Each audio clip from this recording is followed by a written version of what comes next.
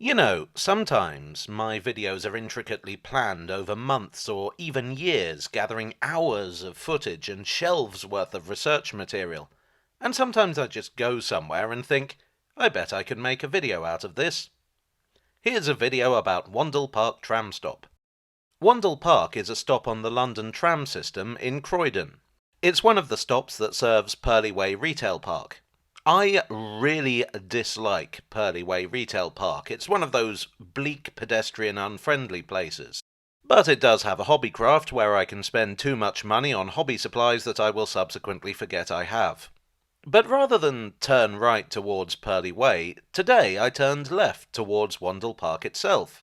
I think it's hard to beat walking around a park on a bright day in autumn. It's one of those low-level, mellow experiences that we all need more of. No screens, no stress, no spending. I feel these days like everyone just wants you to be stressed all the time. So, our parks are a valuable resource for staying sane. Wandle Park dates back to 1890. It was originally a pair of meadows, Frogmead and Stubbsmead. The Industrial Revolution caused the towns and cities of Britain to expand massively, and this caused a certain amount of concern.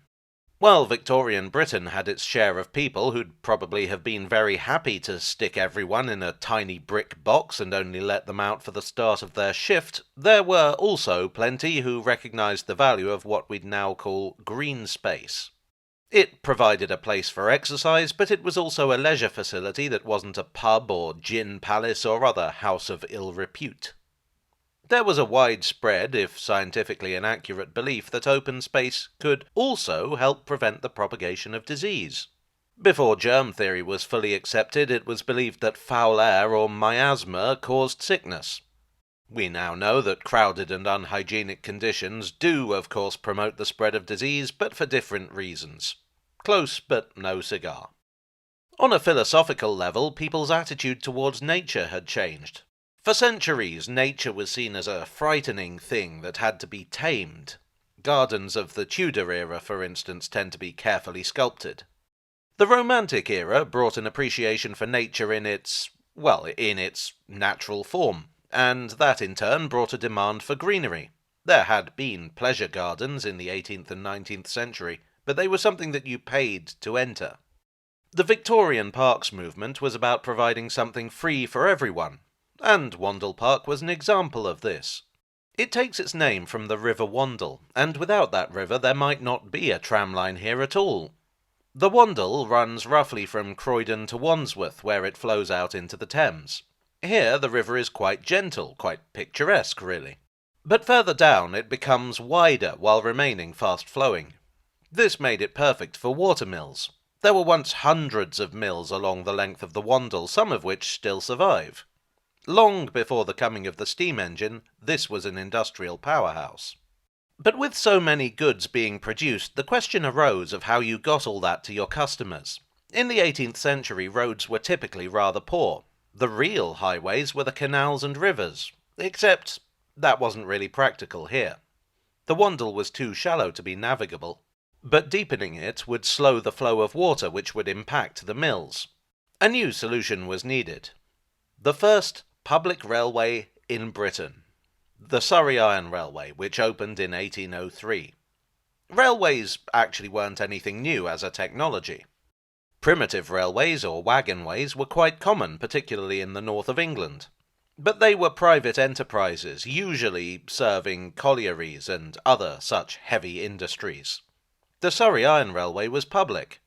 Anyone could pay to send a wagon along it. In a sense, this was a toll road with rails, a rail road, and initially it was a success. But the year after it opened, Richard Trevithick would invent the steam locomotive. The collieries that had given Britain its first railways would now nurture the invention that would far surpass them. In 1830, the Liverpool and Manchester Railway created the template for the modern railway. Heavily engineered, locomotive-powered, and fast. The plodding horses and wagons of the Surrey Iron Railway could never compete. The opening of the Croydon Canal in 1809 had already dealt it a blow, and the new railways finished it off. It officially closed in 1846. But it would be reincarnated in 1855, with parts of the route being incorporated into the Wimbledon and West Croydon Railway. This line, like the Iron Railway before it, was designed to serve the industry in the area. The section from approximately Mitcham to Whaddon Marsh is former Surrey Iron Railway land. Local industry declined from the 1960s through to the 1980s, and so too did the demand for the railway. However, it would be reincarnated. The Wimbledon and West Croydon line was one of a number in the Croydon area that it was felt had a lot of potential to be converted to light rail. The eastern section of the line was chopped off and relaid. A flyover was built to cross the main line railway into West Croydon and take the trams down to street level. The flyover was a matter of some concern during planning due to vibration potentially affecting nearby houses and blocking the views of those located next to the structure. The rolling stock and flyover itself were designed to minimise vibration, but the argument was also made that on a wider scale, the positive benefits to Croydon town centre would mitigate the issues caused by the flyover. Not much comfort to the people living next to it, but I suppose you have to be utilitarian about these things. The Museum of London were also kept in the loop due to the strong possibility of finding items of archaeological interest. The Wimbledon to West Croydon line closed in 1997 and the Tram link, as it was known then, opened in 2000. The main line railway acts as a physical barrier between this area and the centre of Croydon, so the tram line provides a connection between the two. The stop itself is laid out per the standard format. It's fully accessible with 2 ground-level platforms.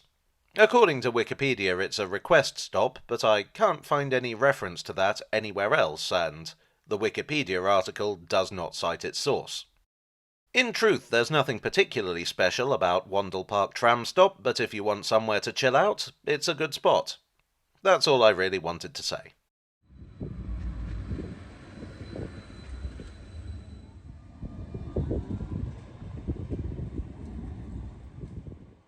Well, I hope you enjoyed today's video. If you did, please do leave a like and consider subscribing for more.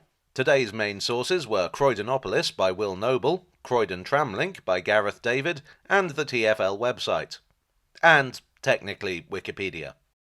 I would like, as always, to thank my donors on Ko-fi, on Patreon, and here on YouTube for your generous support. You are the leisure facilities to my working population.